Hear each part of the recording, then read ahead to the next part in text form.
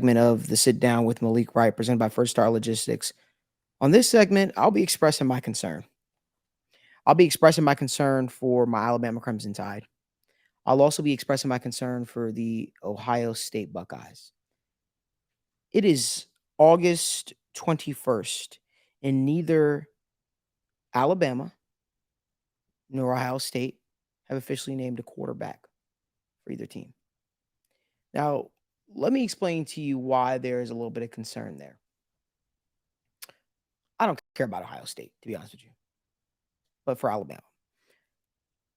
If you have dreams or aspirations of a championship, season's right around the corner, right? Season's right around the corner. You ideally want to have, if anything, your starting quarterback in place. So that way the team knows who they're rallying behind. That way the team knows who's going to be their leader. But not this year. Not this year for Alabama. This year, we don't have that.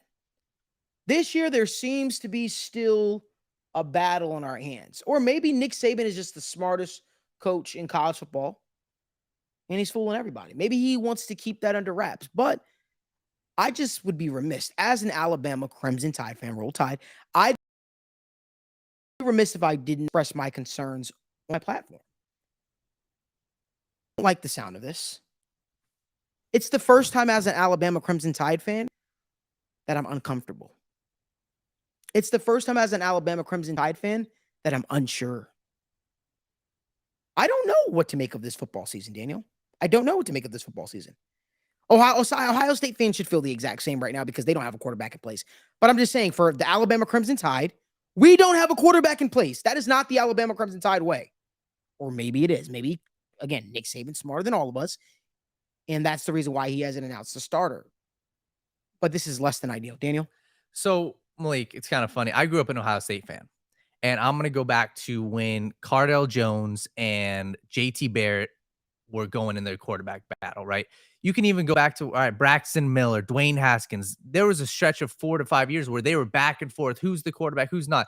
But the Cardell Jones, JT Barrett one's so fascinating because it messed up their next season. And the reason why it did was you look at, how you can go an entire season. And then once they get into the playoffs, you switch quarterbacks and then they build up the hype of the Cardell Jones. And then the next season, who do you go with?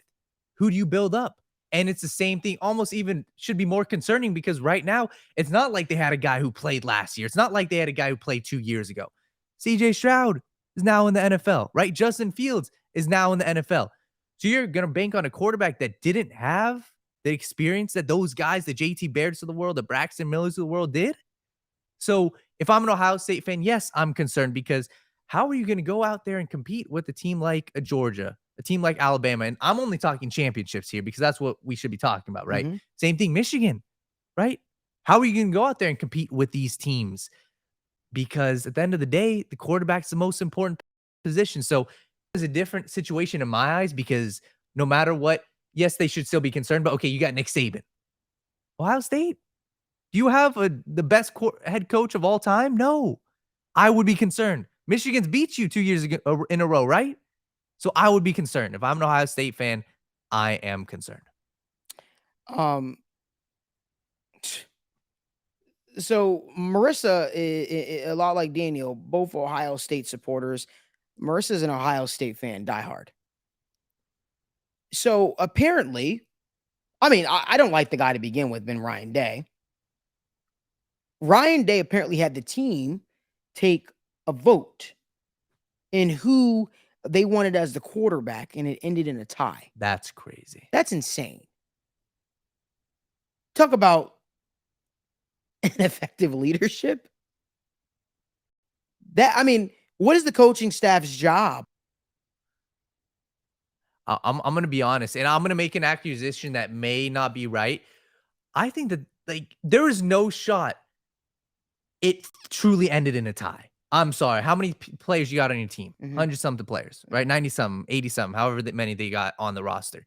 For it to end in a tie, in my eyes, I think that they might just be saying it so it takes them off the hook for it, right? Because now you can say, hey, our team voted on it. It's a tie.